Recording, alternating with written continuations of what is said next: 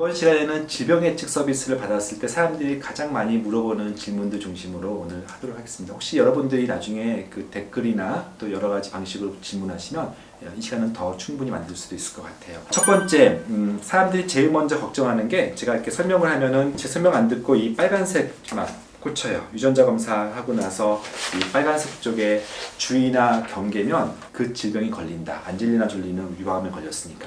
자꾸 이 생각 때문에 되게 유전자 검사를 두려워하는 겁니다. 제가 말씀드렸던 것처럼 확률을 얘기하는 거예요. 흔한 질병이라면 예를 들면 골다공증 같이 여성들 70대에 50%가 걸리는 것에 좀 더 높다 그러면 거의 걸린다고 봐야겠죠. 근데 흔치 않은 예를 들면 특정 암 같은 경우 1%가 안 되기 때문에 곱하기 2 해봤자 2%밖에 안 되거든요. 그러니까 유전자 검사가 얼만큼 흔한 질병인지가 먼저 중요하고, 그리고 기껏 해봐서 여기서 말하는 수준은 한 1.5배 내지 2배 정도가 이렇게 빨갛게 나오기 때문에 그 정도 곱하기 아무리 해봤자 확률로 따지면 얼마 안 되거든요. 그러니까 오히려 걸리지 않는 사람들이 더 많죠. 그러나 무시할 수는 없는 겁니다. 남들에 비해서 2배 정도 높다고 하면 그렇게 이해하시면 돼요. 반드시 걸리는 거 아닙니다. 왜냐하면 유전자 검사만 가지고 설명을 해도 확률로 보면 떨어지기 때문에 그래요. 또 한 가지, 유전자만 가지고 설명할 수 없고 환경적인 요인에 따라서 그 질병의 위험은 낮출 수도 있고 높아질 수도 있는 거기 때문에 자기 확인하림이라고 보시면 되겠어요. 자, 두 번째 질문은요. 유전자 검사는 평생 한 번만 하면 됩니까? 라는 질문 굉장히 많이 해요. 그렇다고 하는 게 정답인데 그렇지 않을 수도 있다고 할 수도 있어요. 먼저 그렇다고 하는 이유에 대해서는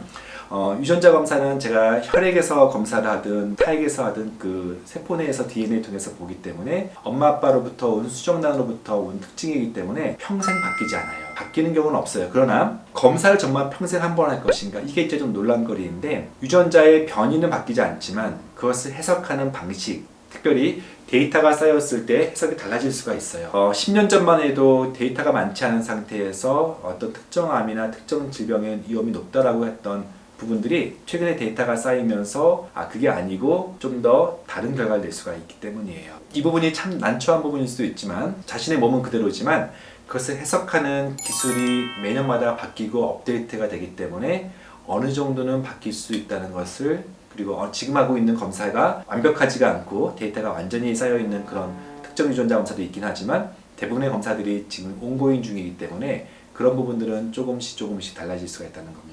세 번째, 네 번째는 같은 질문을 반대로 질문한 경우인데요. 자, 보세요. 가족력이 있어요. 우리 집안에 당뇨가 있단 말이에요. 근데 나는 아직 당뇨가 없는 상태인데 유전자 검사는 당뇨 유전자가 없대요. 이렇게 물어보는 경우가 있어요. 가족력 가운데 아버지가 치매인데 내 유전자 검사가 치매가 없다고 해서 좋긴 하지만 믿을만 합니까? 라는 질문도 해요. 자, 가족력과 유전자 검사 중에 어느 게 더 정확할까요?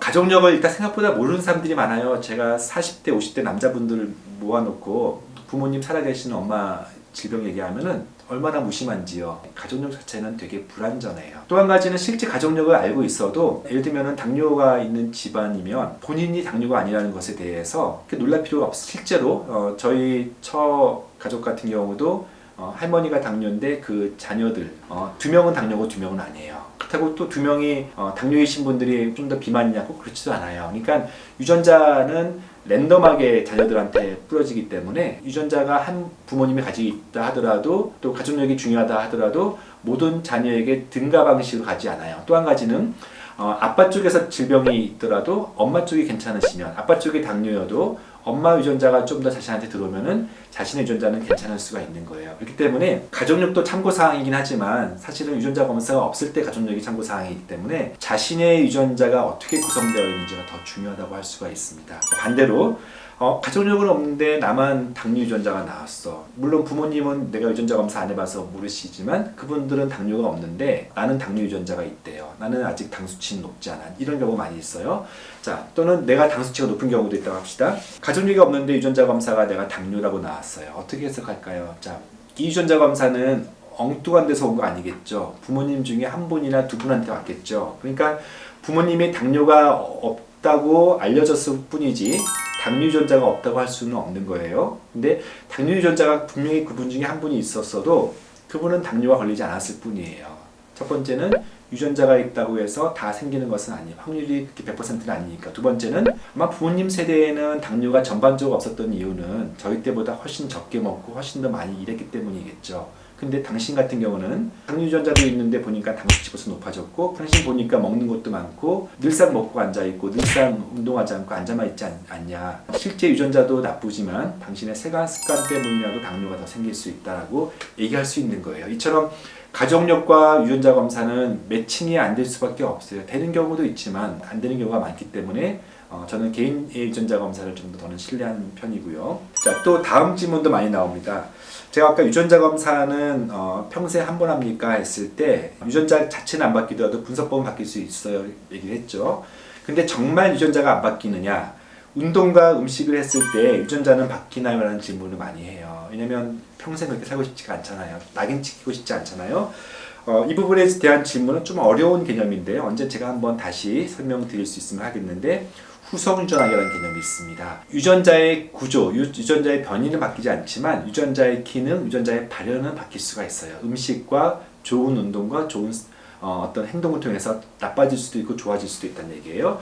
즉 후속 유전학이라는 개념이 있는데, 유전자 스위치에 해당되는 그런 유전자의 전사 부분에 그런 메틸화 같은 부분들이 음식에 따라서 달라지기도 하고 스트레스에 따라 달라지기도 합니다. 그래서 엄밀히 말하면 유전자의 변이, 유전자의 구조는 평생 안 바뀌지만 유전자의 기능은 바뀌어요. 또 사실은 암이 되는 과정 속에서도 이런 체세포 유전자가 바뀌기 때문에 암이 되는 거기 때문에 유전자가 평생 안 바뀌나요?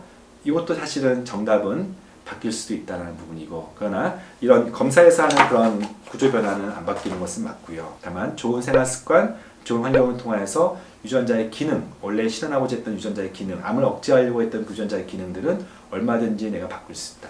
그래서 음식을 강조하고 그래서 운동을 강조하는 것이겠죠. 오늘은 유전자 검사의 그 분석법, 특별히 질병 예측과 관련해서 분석해서 흔한 질문들을 제가 다뤄봤는데요. 그 외에도 굉장히 많은 질문들이 있을 수 있으니까 댓글 달아주시고 또 질문해 주시면 제가 다음 시간에 말씀을 드리도록 하겠습니다.